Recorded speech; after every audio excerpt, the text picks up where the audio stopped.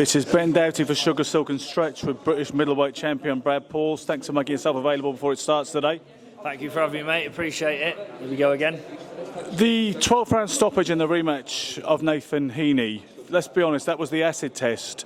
You shook him up in the first fight and some people thought you were unlucky. If it hadn't have gone right in the rematch, you could have been forgotten and relegated to the also round from out in the sticks, and it would have been maybe hard to get in that position again. Do you think it's true? Yeah, definitely. You're one loss away from being a nobody, especially in them situations. But luckily, people were fair. They give me another chance in the rematch, and I couldn't leave it to the judges just in case. Yeah, you get done dirty, so it all worked out. What do you think were the main differences between the first fight and a rematch? The experience. I was a lot more comfortable, calm, controlled in the second fight. Confidence gained from going the first 12-round distance for the first time for myself. And yeah, it's all part of it. The experience gained and put it into work in the next fight. A lot of fighters talk about the galvanisation of becoming a champion and the confidence you get simply from becoming a champion. You haven't boxed since, but do you feel that inside yourself? Yeah. It took a few weeks to settle in, but I feel like I've earned my right to be here. I am the British champion. I'm not here by accident, and it took me a long time to get here, so it's not an opportunity I'm going to pass up easy. Everything I got, every fight, and I deserve to be here. How much has life changed since the two Nathan Heaney fights for Brad Pauls? Nothing really. Just go to the gym every day. Nothing really changes, I don't think. I could be a billionaire and I'll just still go gym every day.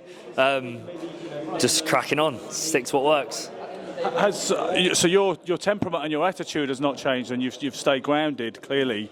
But have things changed around you? Are people behaving differently towards you in your local or anywhere else? There's a lot of love and appreciation when I come back to Cornwall. A lot of people were really happy for me and showed a lot of support.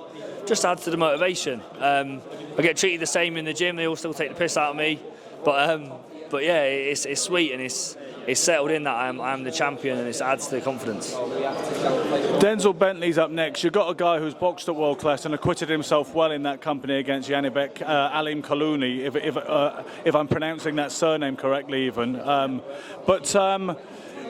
Are you the kind of guy who's going to study opponents and spend a lot of time watching them, or are you one of those fighters who prefers your team to have a look at that and tell you what to do? Prefer my team to do it. When I boxed Heaney, I think I watched maybe one of his fights. That's not really of interest to me. I leave it to Terry, and then Terry puts together a game plan. I just listen to Terry. I think you can overthink it a little bit. It's a fight at the end of the day. It's interesting because I know quite a lot of fighters who feel the same way, and the layman might assume you want to study the guy till it's coming out your ears. But are you a boxing fan generally? So you just don't particularly like to watch the man you're fighting endlessly? Yeah, no, I keep an interest in the division. But I'll sort of watch it casually. I don't study and score rounds and look for strengths and weaknesses as I'm watching. If there's a guy that I'm fighting, I won't go back to watch his old fights really. But as a whole, I'm a massive fan of boxing, love the sport, best sport in the world. Do you feel that Denzel Bentley might be the toughest opponent so far to date in your career? Definitely. I know that for a fact. Obviously, I've sparred Denzel a few times. He's fought my gym mate Linus. And it's a step up again. I think Denzel's above British title level.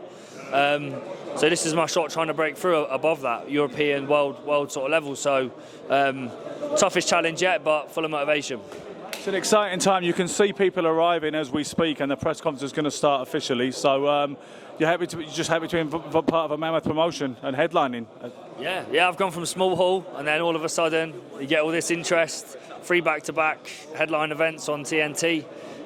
Can't thank Frank enough, who's really looked after me, and I'm just happy to be here, man. But I'm here to stay. I'm not here to turn up. I'm here to win. Brad Pauls, thanks for making yourself available again. I'm particularly glad because the last time we did an interview, the sound didn't record. I tested it and I made sure we got the sound this time. People will hear your dulcet tones. Thank you very much for your time today. Thank you, mate. Cheers. Appreciate it.